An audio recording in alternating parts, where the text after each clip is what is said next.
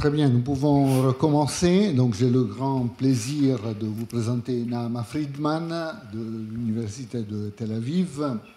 Naama est une grande linguiste expérimentale qui a fait du travail expérimental avec beaucoup de populations distinctes, avec les enfants qui apprennent la première langue, dont nous parlons dans le cours, dans différents cas de pathologie du langage, troubles spécifiques du langage, par exemple, dyslexie. Naama a créé un modèle extrêmement sophistiqué de dyslexie qui donne une typologie détaillée de ce type de problème. Enfants sourds, langue des signes, pathologie de l'adulte, donc différents types d'aphasie, par exemple. Donc beaucoup de domaines expérimentaux ont été visités par Naama avec des résultats souvent spectaculaires. Et je dirais que l'étoile polaire de sa recherche expérimentale est toujours l'ensemble des études théoriques, fondamentalement. Et donc, son activité expérimentale est toujours guidée par des modèles théoriques, par des idées théoriques. Donc, c'est avec grand plaisir que je lui donne la parole. Merci d'être ici. Et bienvenue. Merci bien. Bonjour à tous. I'm sorry, this is most of my French, so I'll move to English. Today I'm very, very happy to be here, and thank you for the invitation. And today I'm going to talk about critical periods, and specifically about a critical period for the acquisition of syntax in the first language. When we talk about critical periods, this is a very long-studied issue, because in various species we know that there are time windows. So there are sensitive time windows for acquisition of various skills. So for example, from the work of Konrad Lorenz, we know that there is imprinting on goslings. So when the goslings hatch, a few hours after they hatch, they identify who their mother is. And it might be indeed their mother, but it might be Konrad Lorenz who is walking in front of them, or it might be a very big white ball. But in a few hours, they get attached to this big object. However, if it's a day later, they don't get attached to anything like that anymore. So it's a time window that is very specific for a specific acquisition of, in this case, attachment or imprinting. We know that for songbirds, there is a very similar critical period for the acquisition of local songs. So birds are born with some general song, but to learn the song of their neighborhood, they need to be exposed to it. And again, there is a critical period of, in the case of white-crowned sparrows, it's 10 to 50 days after they hatch. And if they are in isolation, or if they are exposed to this song before the age of 10 days or after around the age of 100 days, they do not learn the local song anymore. The same with cats. David Hubel and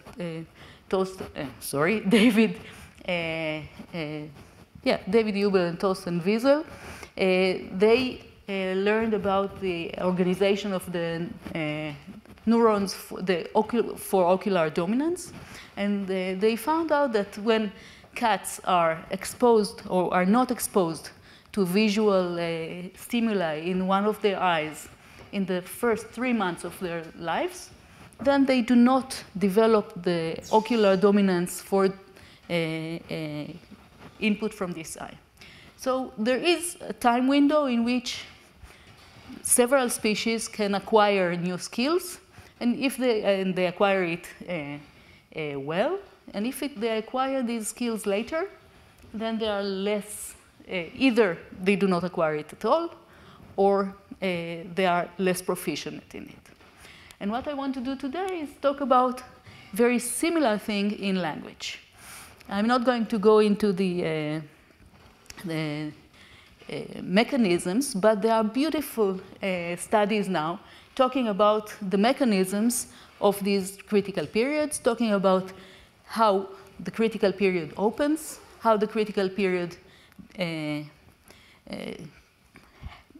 time of the sensitive time of the period of acquisition, and they talk about the molecular breaks that allow for the closure. And later we're going to talk about what exactly it means for language to have similar mechanisms. And today I'm going to talk mainly about data from language input and how important language input is during the critical period for the acquisition of the first language. I'm going to talk mainly about children who do not get enough language input because they are hearing impaired and they do not use sign language. And I'm going to talk a little bit about brain development and children who have problems in brain development during the critical period because they have TME deficiency. Sorry, I hope this will. So I'm going to show you data from hearing impairment. So individuals who are not exposed to language during the critical period for language, and from brain development, children who did not have the nutrition that was required to the development of the brain during the critical period, and in what way it affects their later development of syntax. Sorry. So when I talk about it, so most of the talk today is going to be about children with hearing impairment. And I'm going to talk about, first of all, about specific syntactic impairments in this population. And it is going to tie very well with the talk that you have just heard from Professor Rizzi. Then I'm going to compare individuals who had early exposure to language during the critical period for language and late exposure. I'm going to talk a little bit about children who were exposed to language in the beginning and then became deaf. I'm going to compare individuals who have bilateral hearing loss and hearing loss only in one ear. And I'm going to ask what happens when children receive input during the critical period, but not in a spoken language, but in a sign language. So this is the plan for today. So the majority is going to be about syntactic impairments in this population of individuals with hearing impairment. And almost all of this work is with these two wonderful researchers. They used to be my master's and PhD students, and now they are doctors, Dr. Ronit Shterman and Dr. Manar Haddad Hanna. With Ronit is all the work on Hebrew, and with Manar is all the work on Palestinian Arabic. So just to give you an example of what it means for a child to have deficits in syntax, and specifically in movement, and you have just heard from Professor Rizzi about these non-local structures, and these are the structures that I'm going to focus on today.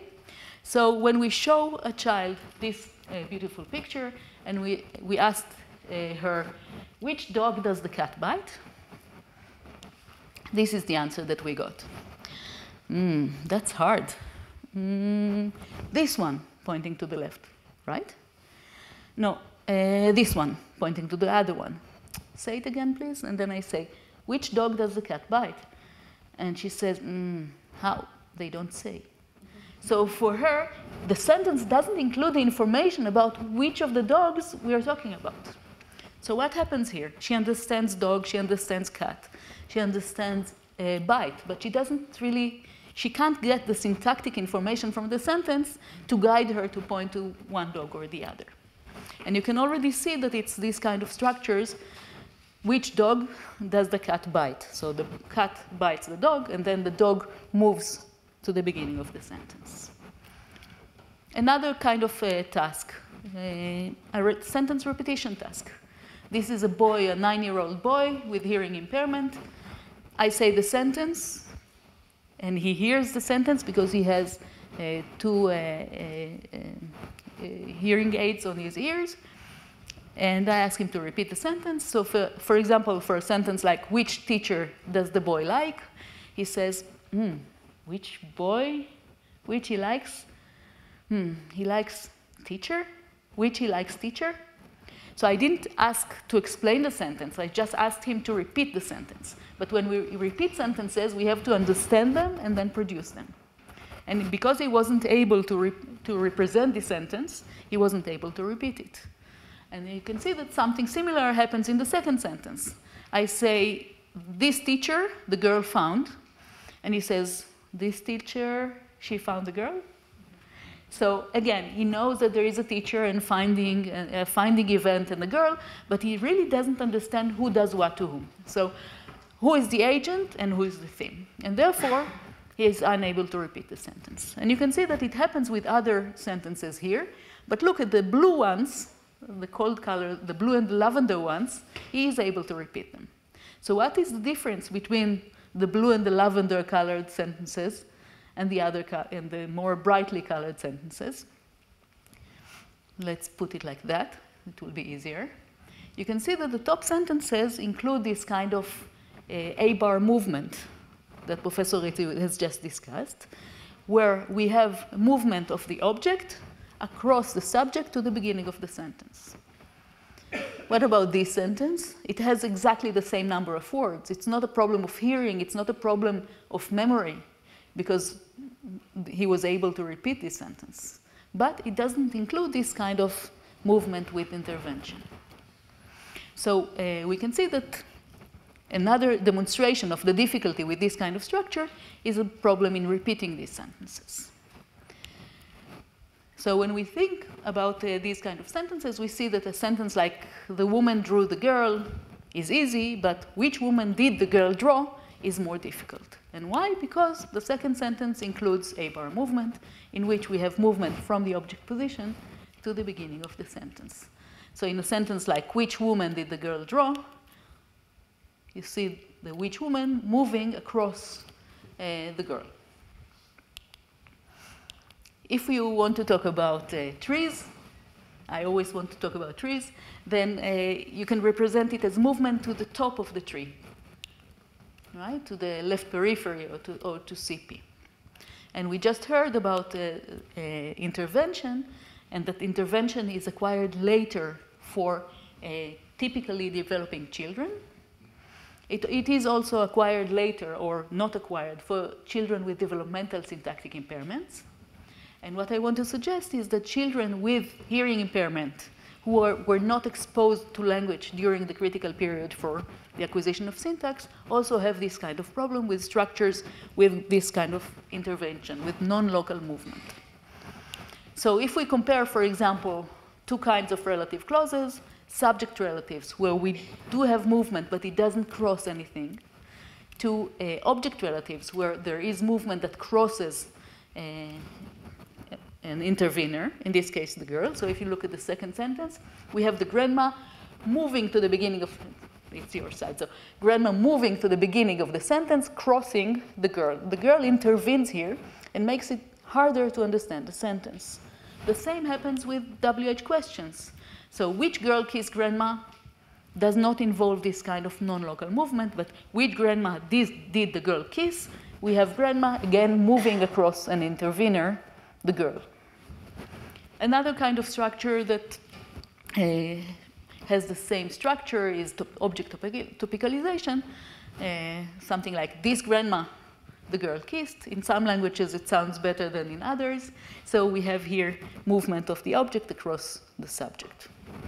So if we look at the tree, we have movement of an object to the left periphery across an intervener. And these structures are difficult for individuals with hearing impairment, as I'll show you in a second, to produce and to understand. So when we think about production, maybe this is the picture that we need to draw. Maybe when we think about comprehension, we have to represent the sentence. Here, the phrase, which woman, in the beginning of the sentence, and then search for where this which woman came from, right? And if there is an intervener, it impairs the search in some way. So that's comprehension. And sometimes we might think that which woman, okay. So we have these three kinds of structures. We have topicalization structure, we have relative clause, object relative, and we have an object question. In all these structures, there is intervention, And there is by now quite a lot of work showing that individuals with hearing impairment who are orally trained, who do not use sign language, have troubles with these kind of structures.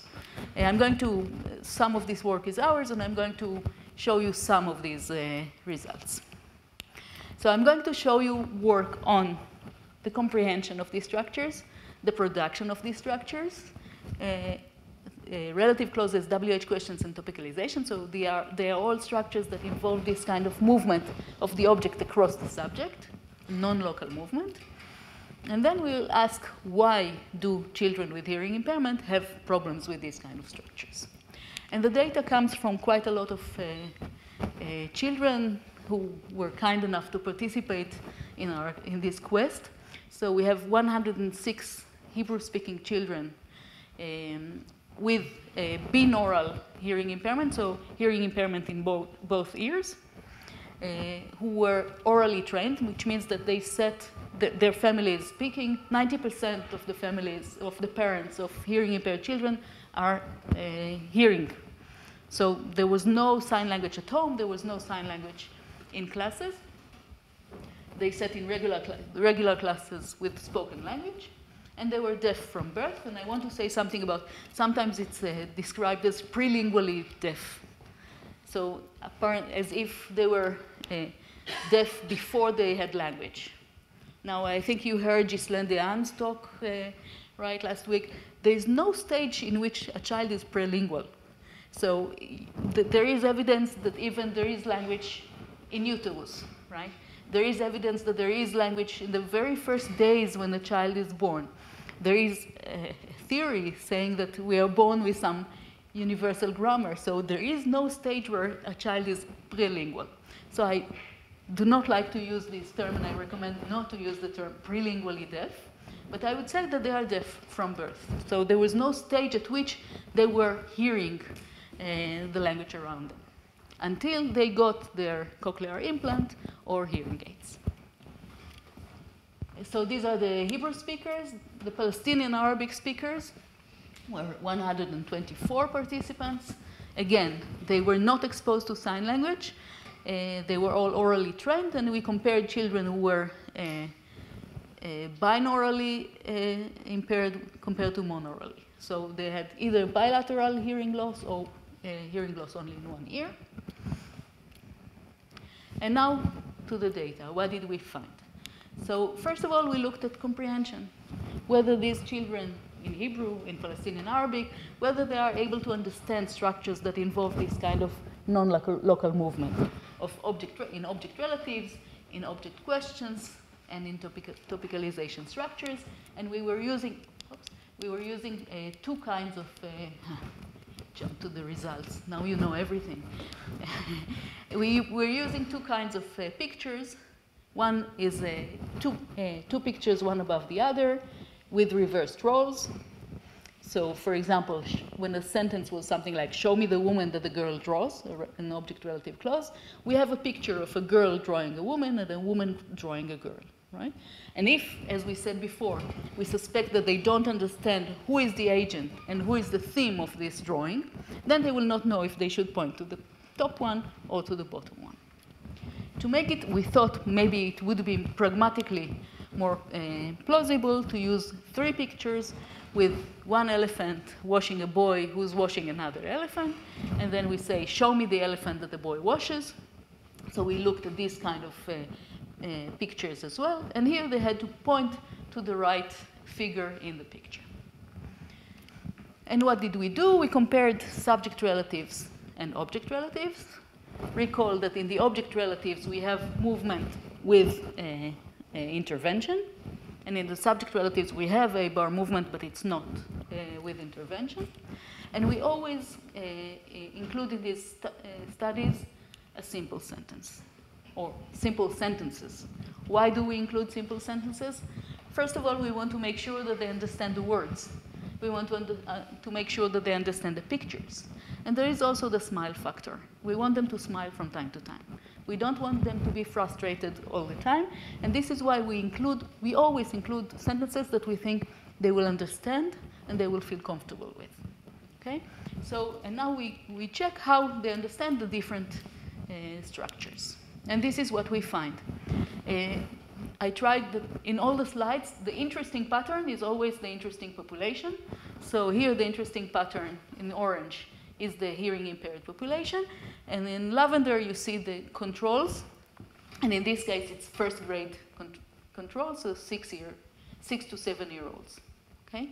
And what you can see is that in Hebrew speakers, 6 to 7 year olds are already very good in object relatives and in subject relatives, but the children with hearing impairment do not understand this kind of object relatives. So they have difficulty in understanding the object relatives. And you can see that it's not exactly in 50%. And I'll tell you in a second why it's not exactly 50%, right? They had two options, the top or the bottom picture. Still, they are a little bit above 50%. And remember that it's a group average. Okay? So if we tell them, show me the girl that the woman is drawing, they don't know if they should point to the top or the bottom picture. The same pattern we see with the other kind of picture. So an elephant washing a boy who's washing another elephant. Show me the elephant that the boy is washing. They don't understand these object relatives. Compared to the controls, they are very impaired. And this is what they would say. In Hebrew, we are lucky enough to have a verb for cutting hair. So this is why this may be a strange sentence. But the sentence is, show me the girl that the woman cuts her hair. And then this participant with hearing impairment says, I didn't understand the girl. What? And then I say the sentence again. Something here, strange sentences. They usually try to educate me along the way and tell me that, you know, I shouldn't bring strange sentences to the table. The girl cuts hair. I didn't understand anything. Okay, and then he decides to go for a different way of, he'll just explain to me what's going on in the picture, and I'll figure it out by myself, and he explains in the picture. Here is a woman who cuts hair to this girl, so a subject relative, and she cuts her hair, and she cuts her hair, okay? So I really don't know. So you see, he understands the picture, he knows exactly what's going on, he just can't answer the question, the girl, point to the girl that the woman cuts her hair, okay? And why wasn't it exactly on 50%? And this is very important for the critical period issue. Not all children were impaired in this structure. There were 38 children who were fine, who understood these sentences fine. And there were 28 children who were impaired in this structure. And this is our role, right? We don't need only to look at the whole group and say there is an impairment. We need to explain this kind of very important variation. And I'll give you a hint now that it has everything to do with critical periods. Okay, what about WH questions? We said that also in WH questions we have structures with intervention. So which dog does the cat bite has intervention, an object moving across the subject. Again, we see that these children had difficulties with these structures like which dog does the cat bite. It involves movement, and they don't understand it. And again, you see that they are not at 50%, so you can guess that the average is hiding an important variation here. And indeed, in this task, we had 23 children who did understand this structure, right? And 21 children who did not. The final structure for this kind of comprehension tasks is the topicalization structure, an OVS, object, verb, subject structure, like this cat, the dog bites. And again, we see the same picture. The orange, the hearing impaired children are in orange, and you see that they fail to understand these topicalization structures.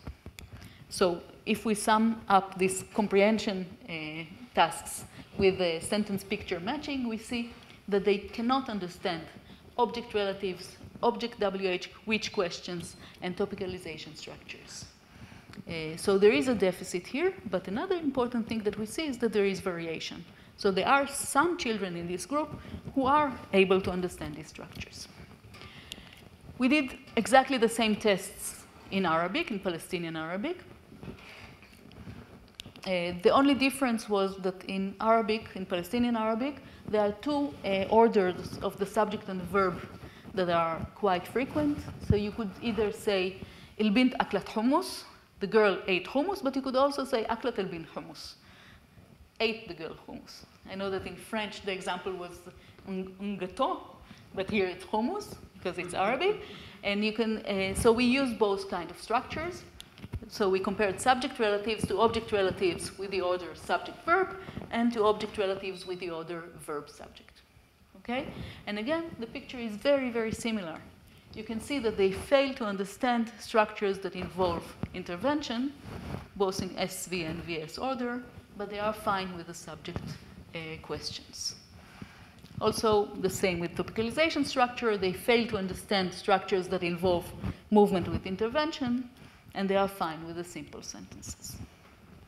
Another way that we used in order to assess comprehension was to see maybe when they see the sentence in front of them in unlimited time, maybe they can look at the sentence and then understand what is going on with the sentence. And this is also because some people say, okay, because maybe hearing impaired children have a problem with phonological working memory. So here the sentence is in front of their eyes. They see the sentence, and they just have to explain what is going on in their own words. Who is, if the sentence is, I saw the cat that the dog licked, who is licking? Who is licking whom? And again, this is in Palestinian Arabic. Actually, no, this is in Standard Arabic because it's written. And what you can see here is that the simple structures were completely fine. The structures with topicalization, they could not explain them in their own words, and the structures with object relative, they could not understand and could not explain in their own words. They did not have a problem with explaining. They did not have a problem in the task because they were fine in the simple sentences. They just failed to understand and explain the more complex sentences, the sentences with movement. So this is just showing it in comparison to controls, and you can see very clearly that they have deficit also in explaining written sentences.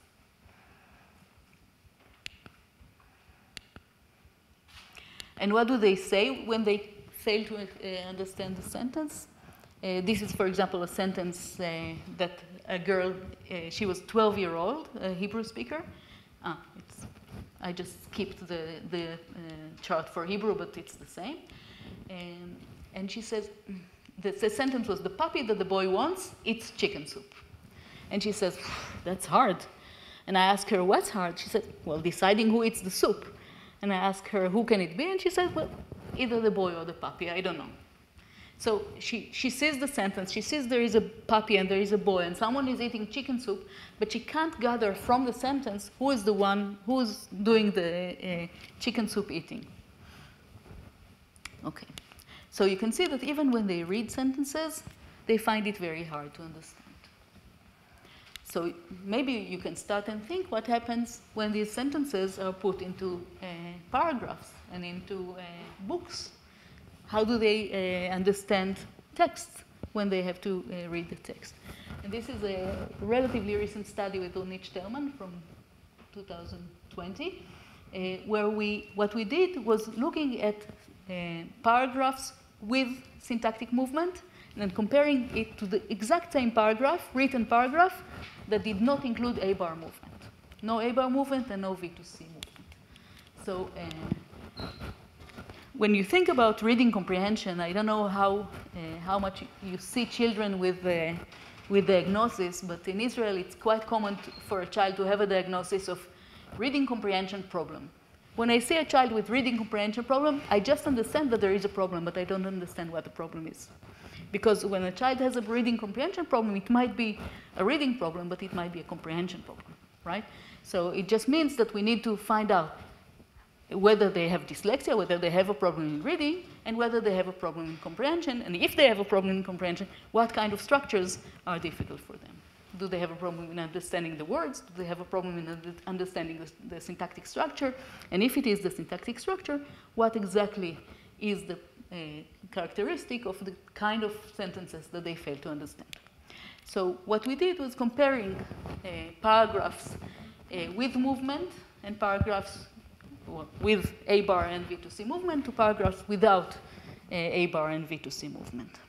So the stories, not very interesting stories, I must admit, but the stories were similar, very similar, except for the fact that one of them was cast in sentences with intervention, and the other was cast without A bar movement and V2C movement.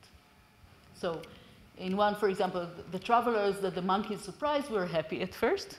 You can see here the movement. And it was compared to the bunch of monkeys surprised the group of travelers. The travelers were happy first. Okay. And we asked them to read aloud the paragraph, and then we asked comprehension questions. And the first striking finding is that even when they read aloud, we can see that they have a problem, even though in reading single words they have no problem. So we tested their reading of single words, and then we tested the reading aloud of these paragraphs. And all but 6 of these children did not have any problem in reading single words. But when they were reading paragraphs with WH movement, with A bar movement, they made reading aloud errors. So even reading aloud is affected by not understanding the sentence. And you can see the hearing impaired children in comparison to the controls. When we take the hearing impaired children and divide them into 2 groups, one group of hearing impaired children with impairment in A bar movement, and one group of children with hearing impairment whose syntax is fine, we can see that the ones who make errors in reading aloud the texts with movement are only the ones with poor syntax, right? So their reading errors are not dyslexia. The reading errors are a result of not understanding the sentence and not being able to, and therefore not being able to read them aloud. And most of the errors were in paragraphs with syntactic movement, and especially in the sentences with syntactic movement. So especially in the object-relative clauses, and object topicalization.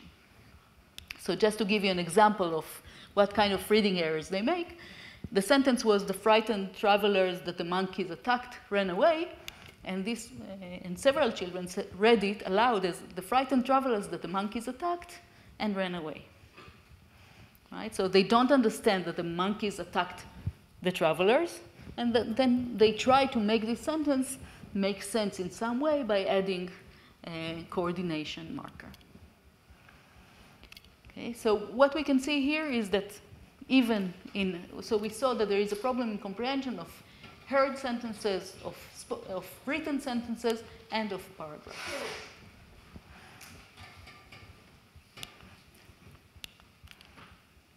Okay, what about the production? So we see that they cannot understand these structures. How do they produce these structures? Now, if you think for a second, it's not completely easy to make a child who has problems with relative clauses, for example, produce a relative clause. You have to encourage them in a very specific way, so they will say something like, the elephant that the monkey washes. Right? So we came up with this preference task that works quite well from the age of 3 to the age of, I think, 92 is the oldest that I tried. So we say something like, imagine there are 2 children, 2 girls. One girl gives a present, one girl receives a present. Which girl would you rather be? Please start with the girl, and then the target would be the girl who receives a present. And you will be surprised how kind children are and how many children say that they would rather give a present. If it's true or not, I don't know, it's left to inquire, but for us, the important part is to see whether they are able to produce a relative clause. So in this case, it's a subject relative. We can also, in the same way, try to encourage them to produce an object relative. So for example, imagine there are 2 children. The father wakes up one child. The alarm clock wakes up one child. Which child would you rather be? And here we get a lot of none of them. So we actually change this item. But the target would be the child that the father wakes up, right? And then we can see the production of an object relative. And with this task, we find that they have severe difficulties in the production, especially of object relatives. And importantly, for the critical period issue, there is a variation. So there were 69 children who were tested in this experiment, who were tested with the preference task. 38 of them failed to produce the object relatives. But the other 31 could produce the object relatives.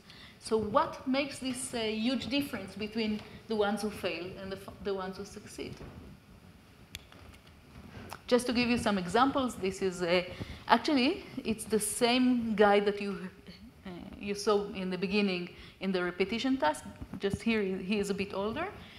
And the task, very relevant for what you experienced here in the weekend in Paris. There are two boys. The air conditioning cools down one boy. The air conditioning warms up one boy. Which boy would you rather be? And he says, well, I'd rather be the air conditioning that warms up one boy. So for him, it was very easy to select warming up or cooling down, but he couldn't produce a sentence, I would rather be the boy that the air conditioning cools down, and then he produces a subject relative instead of an object relative. Actually, it's the same boy when he was younger, when he was 8 and 5 months, and with the item with the alarm clock in the father, and he says, I would rather be a boy that has an alarm clock that it rings. Okay? Again, he knows exactly what he wants. He just cannot produce an object relative, and he produces a chain of subject relatives instead. In Arabic, we see the same picture. In Palestinian Arabic, we see problems in the production of object relatives and better production of subject relatives. And just to tell you that I know that it's less legible than you would want, but just to tell you that even when they have to write down these sentences, we see very similar errors. So this is a child who was required to color the picture, write a title, and then explain in writing what happens in this picture. And he says, for the Hebrew readers, this is the area. Maya chose the boots, that she likes best the shoes. Right? And then it was he was with Ronit Sterman, and Ronit asked him, why do you say the shoes again in the end of the sentence? And he said, you told me not to say the same word twice in the sentence. So instead of boots, he said shoes. But the structure was an irregular, let's say, ungrammatical structure of an object relative. Okay, just a final task that I'm going to discuss is sentence repetition, a great task to examine syntax and also lexical abilities. Because, as we said, in order to repeat a sentence, you have to understand it and then produce it. And what we did here was comparing simple sentences to relative clauses and which questions. And we also added embedded sentences. Why? Because we were interested in whether these children, you heard in Professor Rizzi's talk before about the growing trees versus movement and intervention. So the question is whether they had a problem in the left periphery. These children have problems in the left periphery, and then we would expect also problems in repetition of embedded sentences like Daddy said that Grandpa is sleeping, or whether the problem is indeed only in this movement with intervention, in which case embedded declaratives should not be problematic. And what we saw, and this is again average of the whole group, we see that simple sentences and embedding sentential complements of verbs are not problematic, but object relatives and object questions are problematic. So they cannot even repeat these kind of sentences. But again, there is variation, an important variation. First of all, we see that there is variation between structures. So we see that embedded structures are usually better than object relatives and object questions. We also see that there are some children who fail to even repeat embedded structures. This is not for the talk today, but there are some children within this group of hearing impaired children who we think have a deficit in the left periphery. They have a deficit in building the syntactic structure up to its highest layers. And finally, we see that not all children have deficits in repeating this kind of structure. So out of 53 children, there were 20, 30 children who had difficulties in repeating these structures, but not all of them. And now we get to the big question, okay? So we see in each task, I think I showed you that in each of the tasks, in comprehension and production and repetition, there is a deficit at the group level in structures with movement. But I also showed you that there is, in each of these tasks, there was variation. So not all the children were impaired. And now the big question is, why should a child who has hearing impairment have syntactic problems, right? And secondly, why are some children succeeding and others don't? So what exactly characterizes the ones who succeed versus the ones who fail to understand and produce a bar movement? So we think that the way we approach this question is by looking at what the differences are between those who succeed in a-bar movement and those who fail. And the first obvious thing to do was to look at the type of hearing aids, because there are some doctors who say, okay, I will give your child a cochlear implant, he will be fixed. And they use these terms. So is it indeed the case that all the children with cochlear implants are fine and the children with hearing devices, hearing aids, are not fine? No. In the excellent syntax group, we had children with hearing aids and children with cochlear implants. This was not the source of the difference. So maybe it's the depth of hearing loss. So we tested children with moderate, profound, and severe hearing loss. So maybe the more deaf the child is, the less syntax they have. So again, no, this is not what we find. So there were children who were very, very good with profound hearing loss and children who had impaired syntax with moderate hearing loss. So what is it that differentiates between the ones who succeed and the ones who don't? The very sharp difference between the groups was whether or not they received language exposure during the first year of life. So the difference was whether they had hearing aids or a cochlear implant during the first 12 months, or whether they received their hearing aids or cochlear implant later than 1 year of age. That was the very sharp difference between the two groups.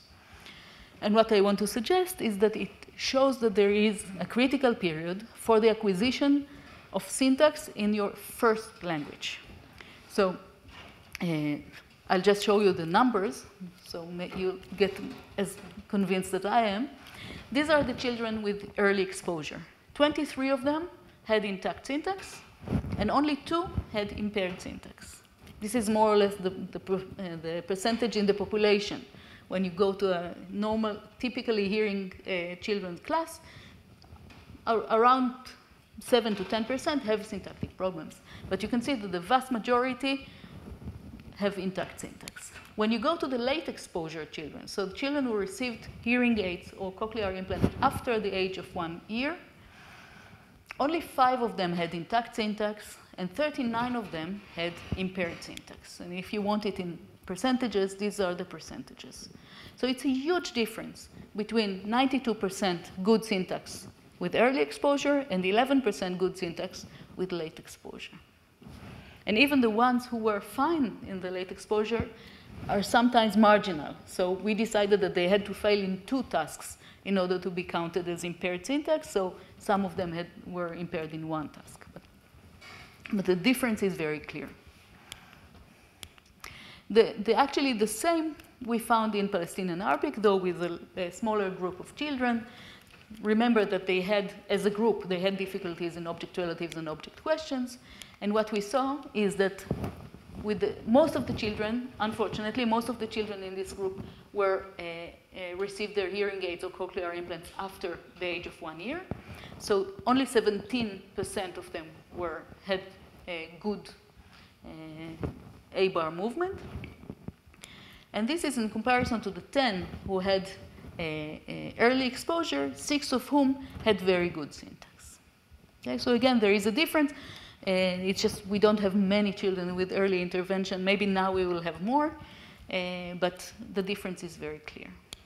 So if we go back to the critical period, what we see is that there is a critical period for the acquisition of syntax in the first language. Why? Because if the children did not get any hearing devices during the first 12 months, and the family and parents were speaking only a spoken language, they were not exposed enough to language. They did not have sufficient language input, right? And if there is a critical period during the first year of life in which you have to receive language input to start this critical period, to open the critical period, then if you do not get the language exposure you need, you might miss it. And I just want to stress that it's quite different from what we usually talk about when we talk about, not we, but there are people who talk about critical period for language, and usually it's the question, okay, I go on sabbatical. Until when can I go on sabbatical with my children and they will acquire French without an accent, right? Or acquire English without an accent, right? This is what we are usually talking about when we talk about critical periods. And for this, there is a lot of work on critical periods for language, but usually it is a critical period for a second language, right? So if a child has acquired already their mother tongue and they go abroad with their parents on sabbatical, until when can they acquire phonology or syntax of the second language as a native speaker? And for this, there is a completely different timeline. So when Lenneberg was talking about a critical period, he was talking about the critical period began in 2 years and ended in puberty. If you look at the various, and there are many studies on critical period for language acquisition, you see all kinds of ages, 9, 12, 13, 15. And recently there was a study on 669,498 children, English speakers, where the number was 17.8. So the end of the critical period was the age of 17.8, and then there was another study reanalyzing their data and saying, no, it's not 17.8, it's 18.6. But whatever this, the size of this critical period is, it's not the exact same critical period as the one that I'm talking about. It's a critical period for the acquisition of another language once you have acquired a first language already. Now, going back to the mechanism, what does it mean that why is this exposure to language so critical in these 12 months? So what I want to suggest is that the critical period just doesn't open.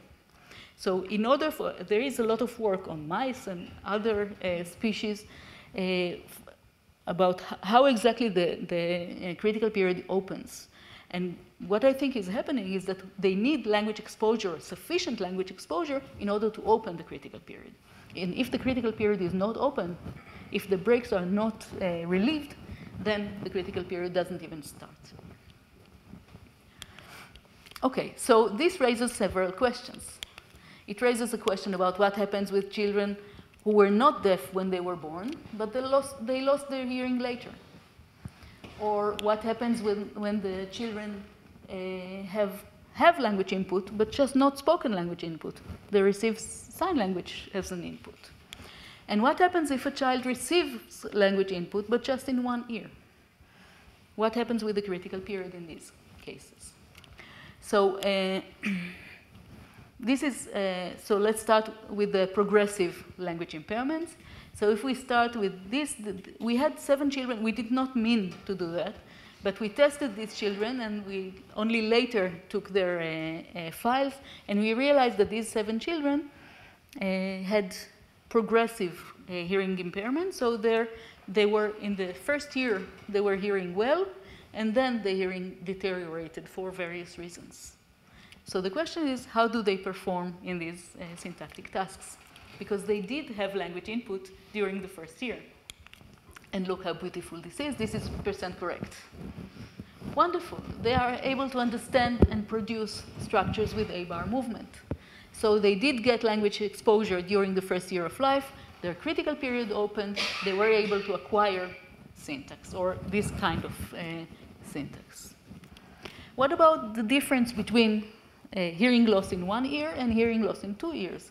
Is language exposure in only 1 ear enough? Because in the educational system in Israel, they are considered, the ones who have hearing loss in 1 ear, they are considered hearing impaired. Are they hearing impaired in the relevant meaning for the acquisition of syntax in the first language?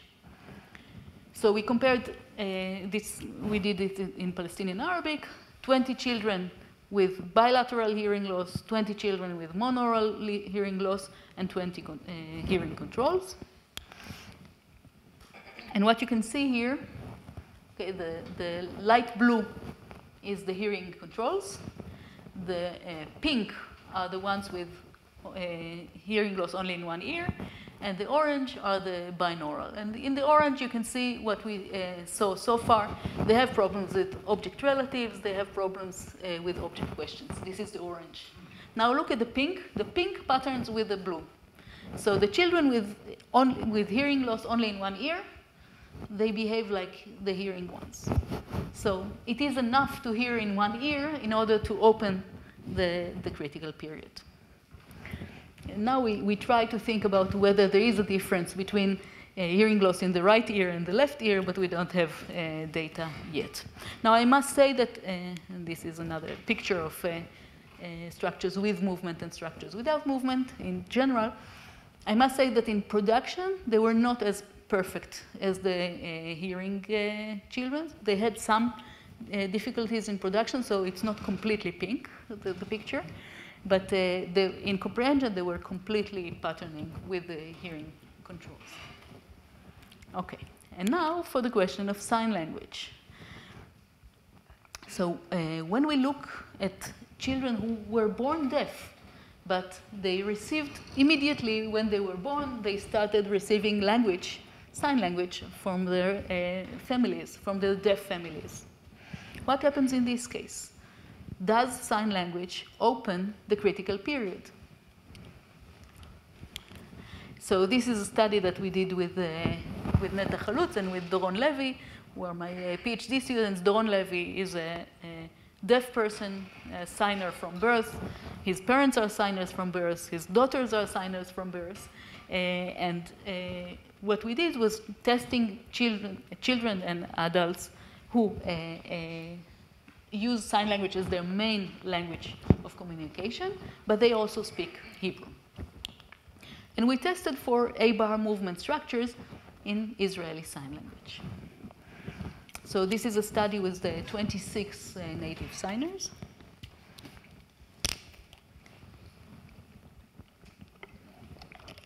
And that includes adults and also adolescents in schools.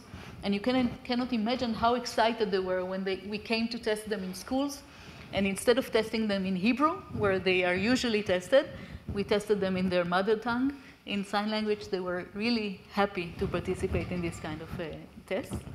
And our task was, first of all, to identify which structures in Israeli Sign Language are relevant. So which structures in Israeli Sign Language have this kind of movement, A-bar movement of one DP across the other DP.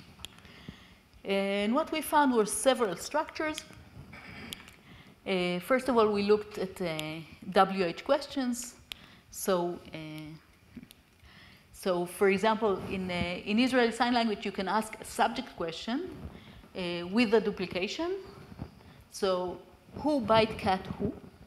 Right? So the who moves to the end of the sentence, duplicates to the end of the sentence. So we have a kind of intervention structure. But you could also ask the exact same question without duplication. So we have a perfect minimal pair of structures with movement and without movement. And also for the subject questions, subject which questions, we have a structure with movement that we can compare to object questions that is actually a structure without movement. So you can see Doron asking a which question, subject which question, which is the one with intervention. I'll show you again. Dog, bite, cat, dog, which. Okay. And then we ask whether these children who were born deaf but received sign language input, whether they were able to understand structures with movement. And this is the happy result here.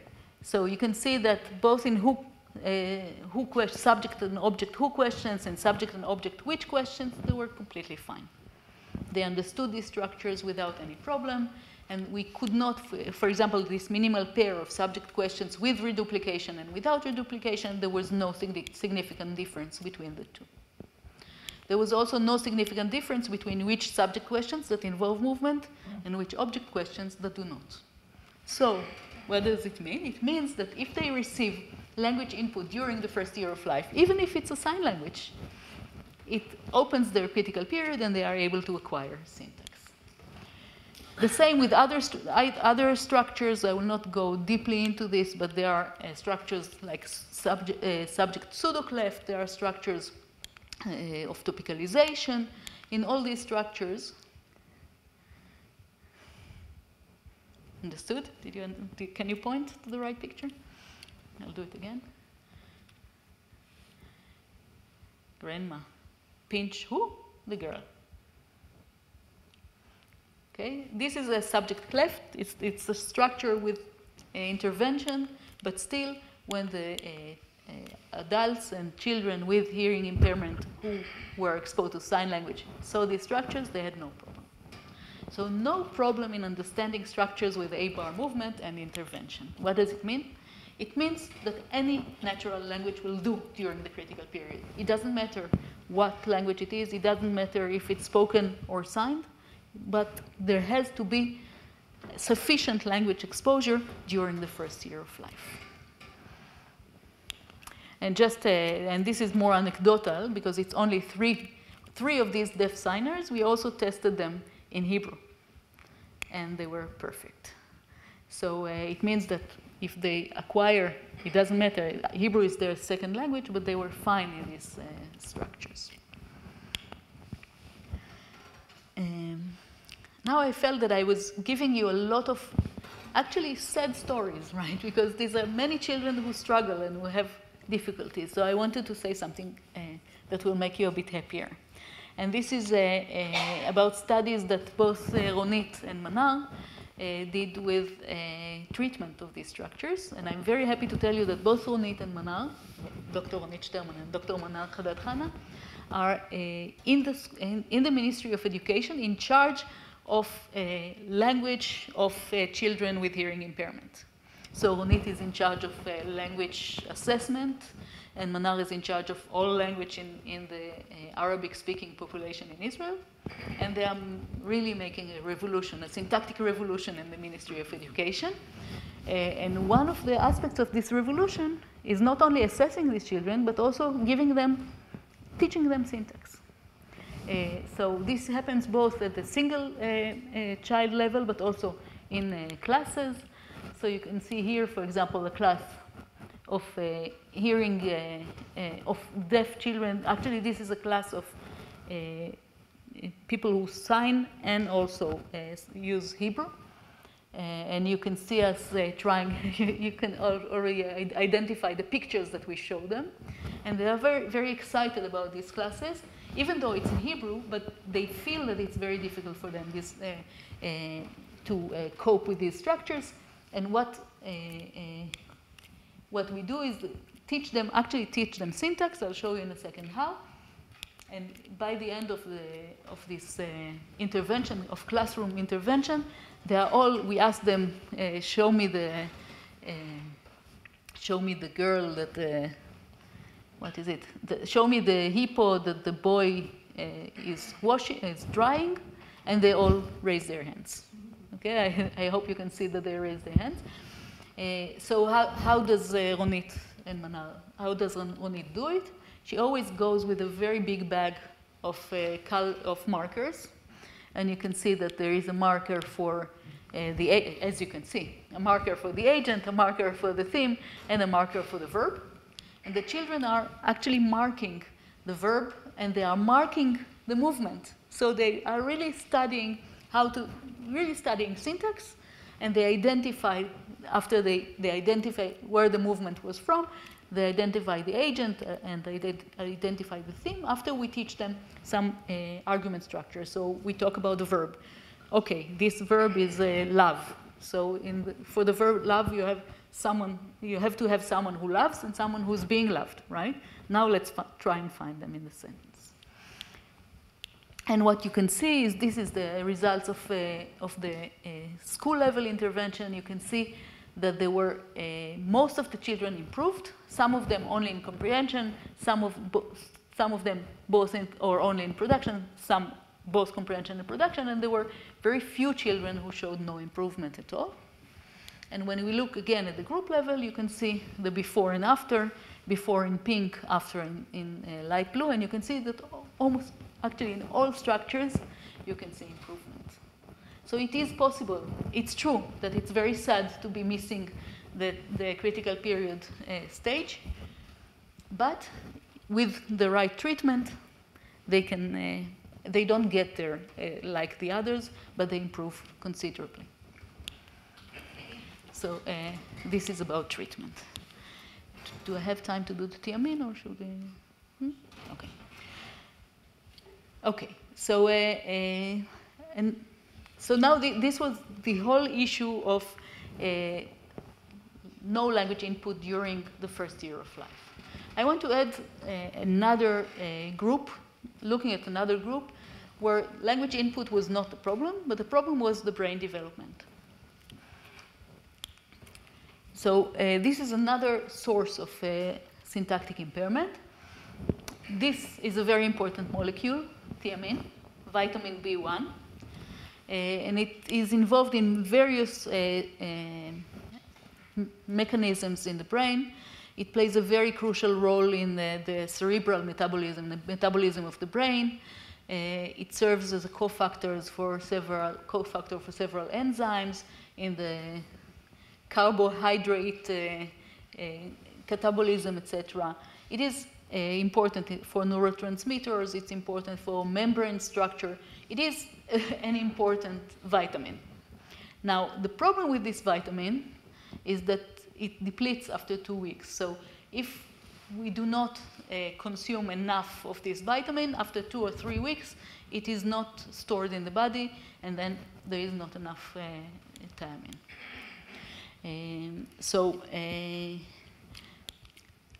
The story is a very sad story of a group of children, quite a large group of children in Israel, who were consuming this kind of baby formula in 2003. And it turned out, so children started arriving in the ER with neurological symptoms, babies with neurological symptoms, and nobody knew exactly what was happening. There were 20 children at the time in ERs across Israel, and then a very perceptive child neurologist said, it looks like Korsakoff syndrome. And Korsakoff syndrome is a syndrome of usually of alcoholics who do not have vitamin B1. And she gave the child in her care B1, and he started to improve. And then there was an inquiry across all Israel, and they found out that indeed all these children were consuming this specific type of baby formula that for some reason the thiamine was taken out of. So on the box it still says vitamin B1, but they took the vitamin out of this formula for some reason. And so this is Aviva Fatal, this is the child neurologist, and this is Iris Fatal, my PhD student with whom we did this study. And what we were following this group of children since they were 4. When they were 4, Aviva Fatal came to my office and said, something is wrong with their language. I heard you have tests. And I said, yes, I have tests. What kind of problem do they have? She said, what do I know? I'm a neurologist. And then I started letting her hear all kinds of syntactic impairments, children with syntactic impairments, children with phonological impairments, children with lexical impairments.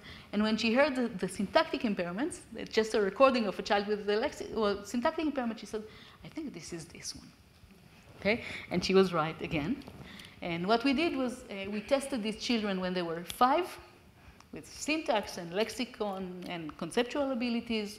And we later tested them when they were 8. And we added reading and IQ tests. We tested them when they were 15 and 16. And we now they are 18. And now we are testing them again. And we also added a part of morphology.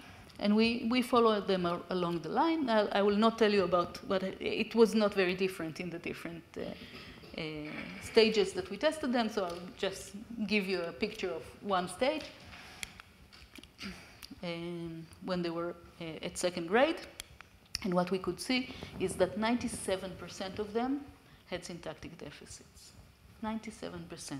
And this is in comparison to controls who have between 7 and 9%.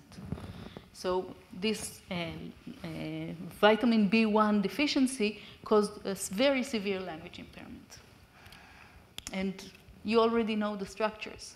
So they had difficulties in object questions, and they had difficulties in object relatives, and they had difficulties in producing object relatives, and they had difficulties in repeating structures with A-bar movement with intervention. So what we see is that there is a dietary factor, vitamin B1 deficiency, that also can give rise to this kind of very specific syntactic impairment. Now, something that is quite important here is that when you look at adults with thiamine deficiency, so Korsakoff syndrome, for example, individuals who usually due to alcoholism have depleted their B1 storage, they have problems with memory, but they don't have problems with language at all. So why is it the case that adults who have the exact same deficit do not have problems with syntax, and children do? My solution, I think, would be critical period. So if there is B1 deficiency during this very sensitive period, the first year of life, then syntax might be impaired later. If the thiamine deficiency is after the brain has developed, then it affects memory, but it doesn't affect syntax. So again, we see the critical period here, not with respect to language exposure, but with respect to brain development. One final thing that I should stress is that it's not that all their language was impaired. When we look, each line, each row is a child, and each column is a different domain. So this is syntax, lexical retrieval, phonological working memory, and conceptual abilities.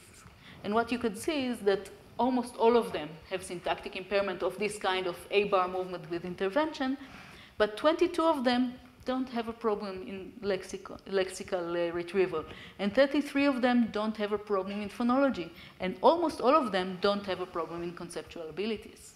So the deficit that results from B1 deficiency during the first year of life is very specific. It is specific to syntax, and it is specific to this kind of syntactic structures of A-bar movement. What does it mean for critical periods? It means that critical periods are domain-specific.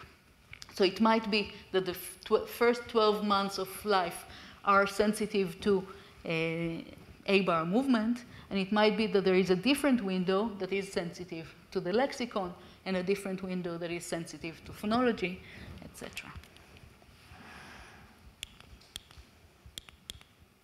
So we see a very tight relation between vitamin deficiency and syntax, and we see that it's domain-specific. And here I will just summarize.